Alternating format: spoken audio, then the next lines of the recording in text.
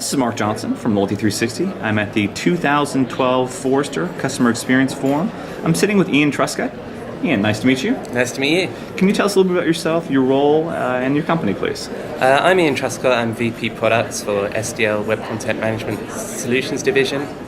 SDL are a UK-based company who have, across our divisions, serve campaign management, social media monitoring, as well as web content management with our Tridium product, the product that I'm actually responsible for as VP of Products. We're all over the world. We have 1,500 odd customers, and we focus really on customer experience management. Great. With the advent of social, mobile, and other emerging technologies, how do brands effectively engage their audience in this challenging and very dynamic marketing environment? I think possibly because I come from our content management side of our business, I think a lot of this is about content, and it's about consistently serving an experience across all of these channels. I think the channel is an opportunity, particularly with mobile, about how you can actually engage with your audience, but it's not a be-all and end-all in itself, and it's the same with social, in that this is all about getting your message and your services across to your audience directly, very consistently across those channels. And I think that's where where content really plays the role, and a good content strategy, a content management strategy, enables you to be consistent across those touch points. Great. Engagement perception is everything, and loyalty is a culmination of a series of effective engagements and those experiences. How do brands effectively engage individuals in this diverse and data-laden ecosphere? I think it's a complex business practice. I think people are starting to call customer experience as technology platforms and think that's going to solve their issues. I think the issue really is about good customer service consistently across all of these channels.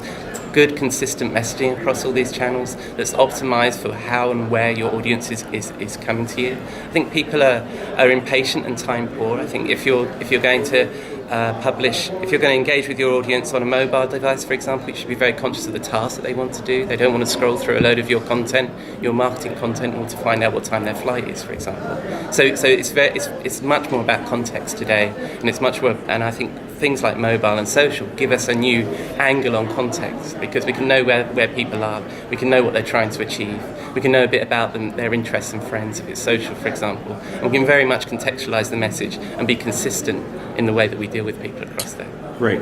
How does your technology use its design to evoke the senses to shape and steer meaningful and desired experiences for products and brands? I think it's really interesting for us because we've recently acquired a company called Ulterion, who have a social media monitoring tool.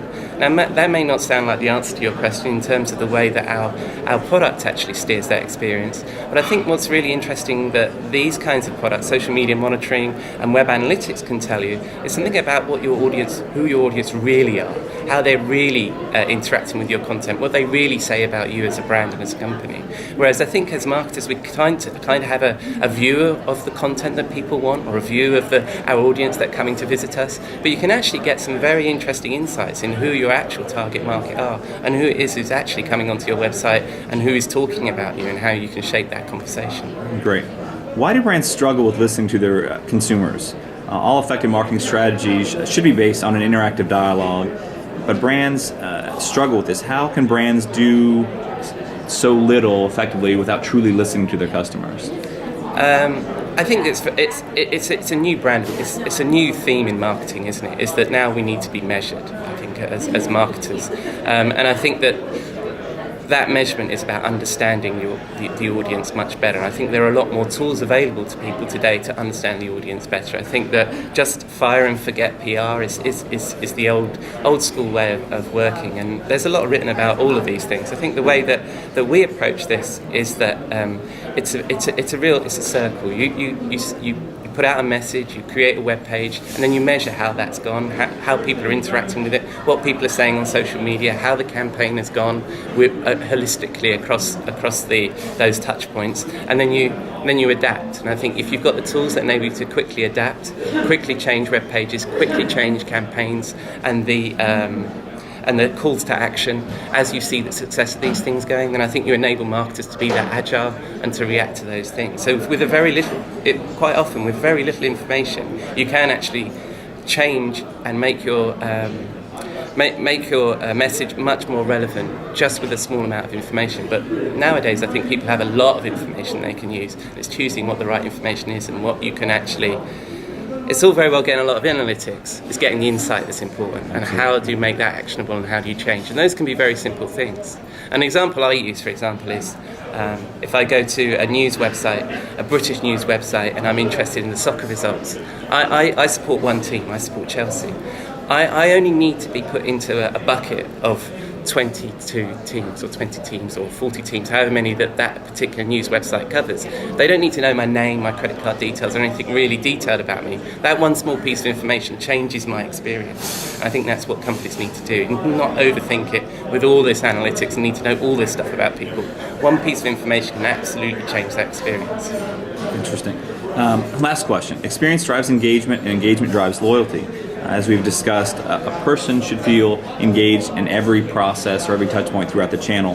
What are the challenges you see with multi-channel communications for today's marketers, and how does your product address this opportunity? I think the channel for marketers is as the consumer moves between these channels, and how do you actually understand that's the same customer, and how do you give them good service across that, and how do you perhaps reward them as they move across. If you look at, for example, people who have got good clout on Twitter, it's not something I necessarily subscribe to this, but people are getting offers, they're getting preferential treatment because they're part of the Twitterati and that kind of thing.